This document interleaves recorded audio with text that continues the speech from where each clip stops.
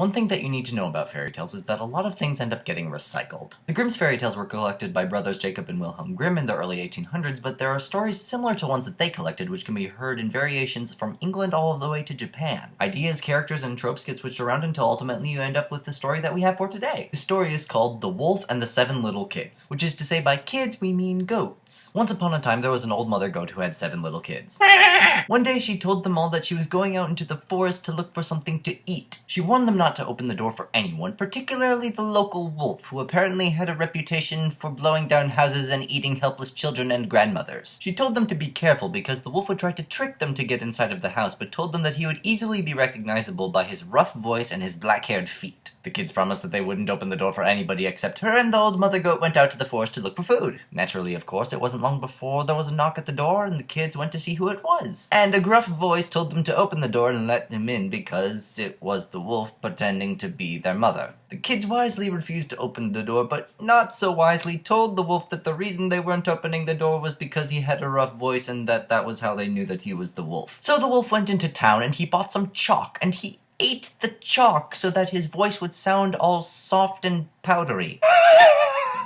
So he went back to the kids' house a second time and knocked on the door and told them to let him in. Please, little kids, let me in. Not so sure that chalk was the best way to go there. However, it must have worked because the kids were about to open the door until the youngest one looked through the crack under the door and saw the wolf's big hairy paws. He then bleated to the others that they were being tricked, and so they refused to open the door for the second time. But yet again, for some reason, they told the wolf that the reason that they weren't opening the door was that because they knew that he was a wolf because they could see his hairy, black-haired paws. So the wolf went back into town and went to the miller to buy some flour to cover his paws with. At first the miller refused because normally wolves aren't a very meritorious clientele. As soon as the wolf threatened to eat him, however, the miller gave in. And so the wolf covered his paws with the flour, went back to the kid's house for the third time, knocked on the door and said with his chalky voice, "My children, it is your mother, and I have come back, and I have brought something for each of you to eat. Won't you open the door?" The kids said to one another, Yep, that sounds like our mother." They looked through the crack under the door.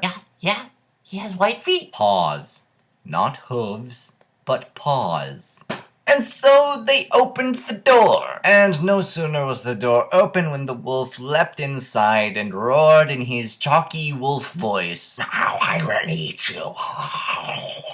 The kids scattered all over the house and tried to hide as best they could. The wolf, however, caught each and every one of them one by one and swallowed them whole. The only one who got away was the 7th and the youngest, who hid inside of the clock. As soon as the wolf was done eating, he dragged his fat murderous self out of the house and into the meadow outside and lay down under a tree where he quickly fell asleep from his grisly banquet and the warm sun. Not long after, the old mother goat finally came home. She was horrified to see the door of her house thrown wide open. She rushed inside and saw her house completely torn apart. She started bleating and wailing, knowing exactly what it must have happened, until her youngest child, hearing her voice, came out of the clock. Happy to see that at least one of her children had survived, the old mother goat's mind quickly began to boil with revenge. She and her youngest kid went outside and found the wolf lying in the meadow fast asleep under the tree, and probably looking exactly like he had just swallowed 6 live goats whole.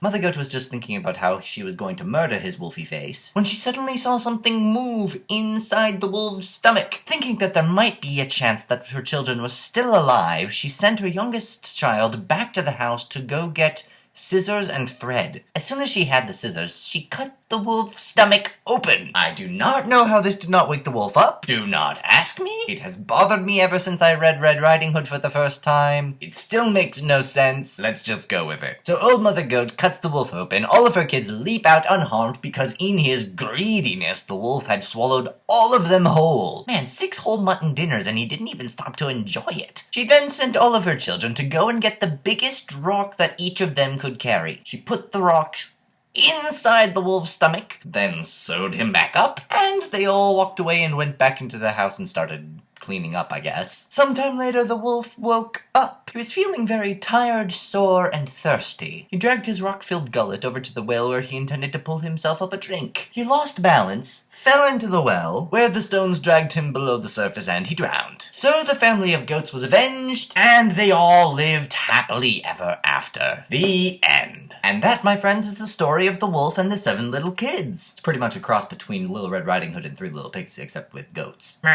Interestingly, though, despite the fact that this story is less known than either of those two, this specific story has been referenced in music videos, television shows, and have even inspired books, a board game, and an anime of its own. It just goes to show how important these stories, even the obscure ones, are to our culture and cultures all over the world. Thank you so much for watching this video, and I hope that you enjoyed this story. If you did, there are 3 things that you can do. Go ahead and click that like button, share it with other people you think would like it, and subscribe to the Spoken World channel for more stories. Thank you so much once again. Don't forget to read more fairy tales, and I'll see all of you next time with another story.